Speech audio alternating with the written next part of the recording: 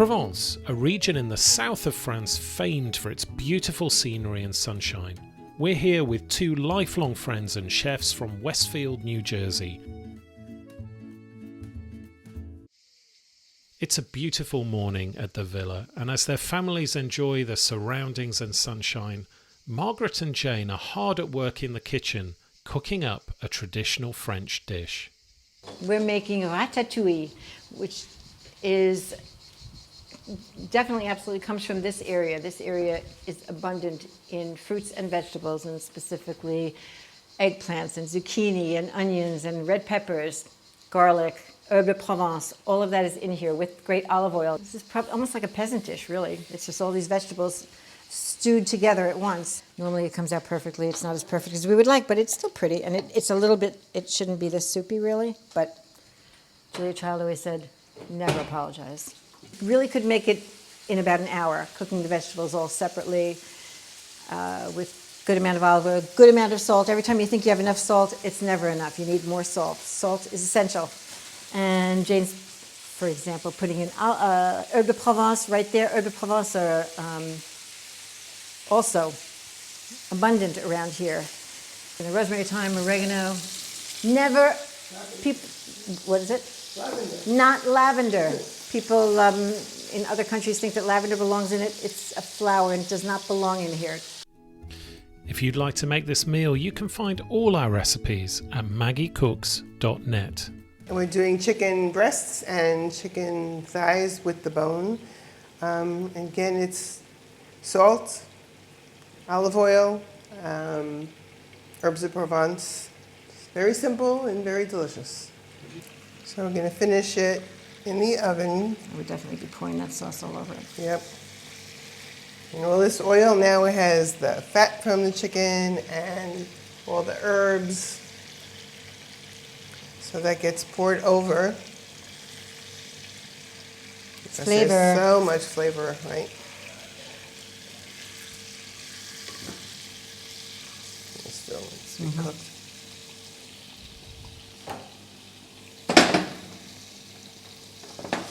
Have it straight? I have strength, just don't get me with it. Mmm. Okay. You have to open that for me, please. There you go.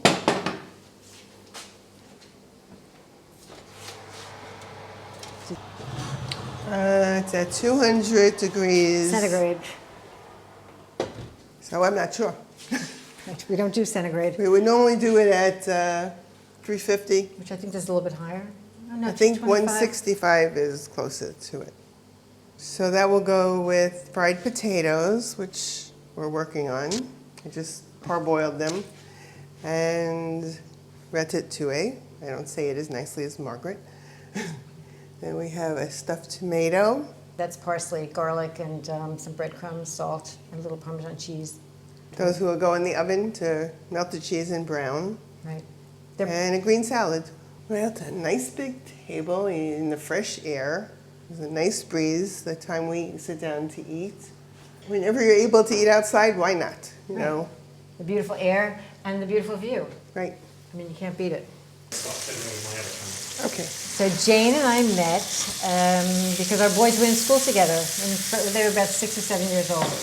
Our boys were in school together. They became best friends. And whenever there were parties having to do with the children, the parents, children, we were always the ones who were called on to do cooking. Then one of our friends who's a realtor said he's still looking for a place, and she took us to where we are now in Westfield at 116 Sussex Street. Since nobody knows we're there. Right. We're sort of on a side street, so we're not in the center of town. So you have to know that you're going to us. Otherwise, people have come and said, "How long have you been here? I didn't even know you were here." Because We would be wealthy if we had $1 for everybody that said that. Any crosswords? Yeah, we've had our moments. not anything bad, like what you see right. on TV. No. It could be like, I don't want you to do it that way. We're not like GR. Right. We are not that way at all. We definitely have It's also British.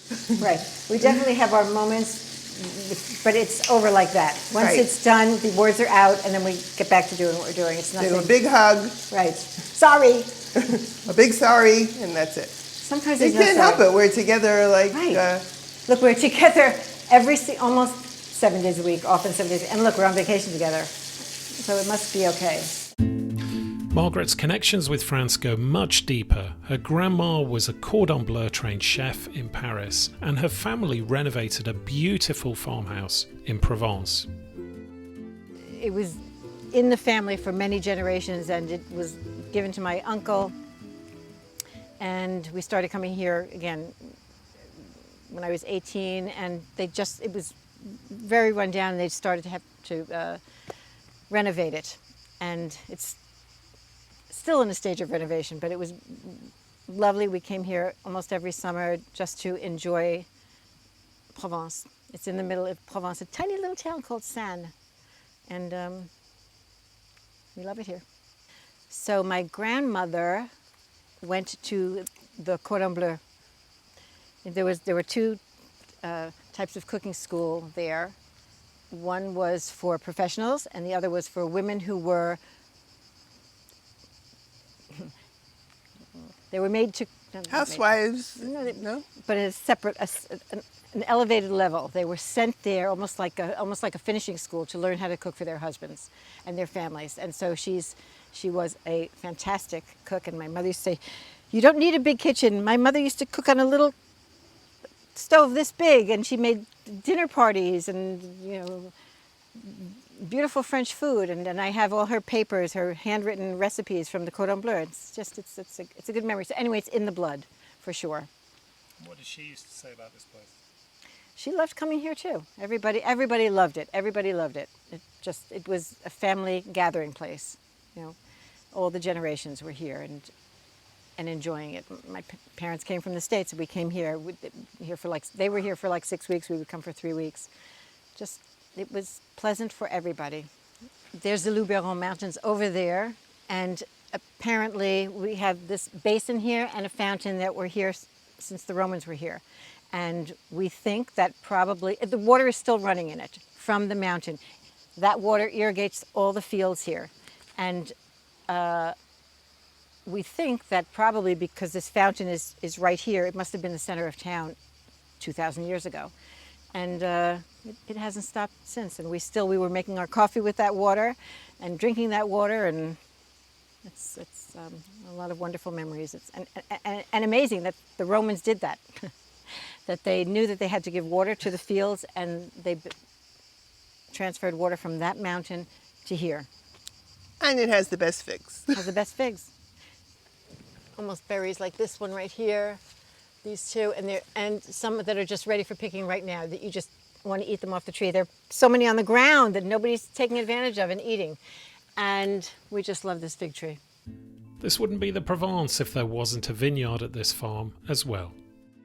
So we are on one of the fields of the vineyards here. These are Grenache and Syrah grapes, varieties.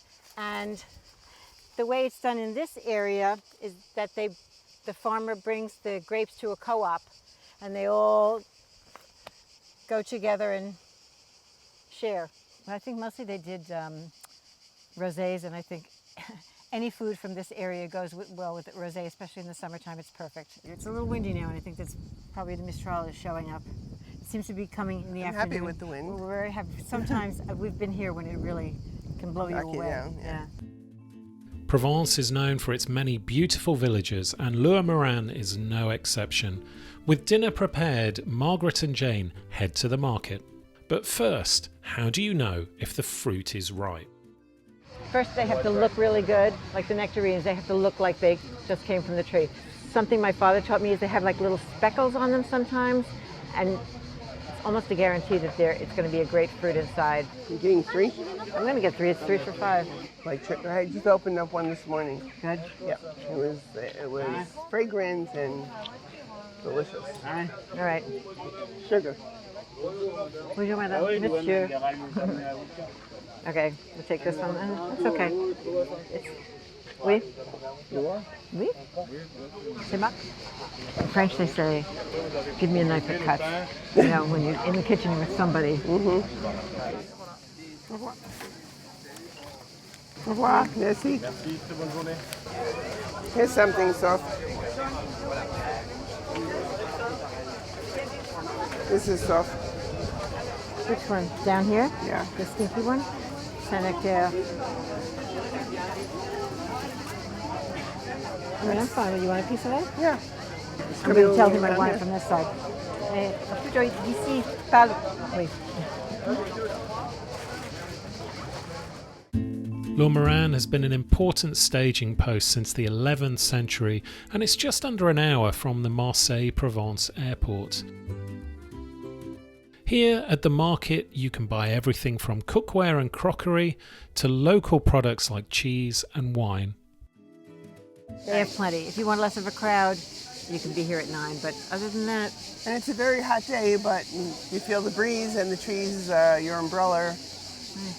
We're in the shade. The breeze is really what makes it today. Right. So nice. And it's really busy, but it's actually a work day. So who are these people? Who are these people? Well, the people even who live in the town are definitely going to come here for whatever they need for the day. You know, they're not looking for the touristy things. They're just looking for the meat and the vegetables, the fruits that they're using for the day, flowers, and then they go back home. But a lot of them are tourists. With market day coming to a close, Margaret and Jane head back to the villa. It's time for dinner with the family.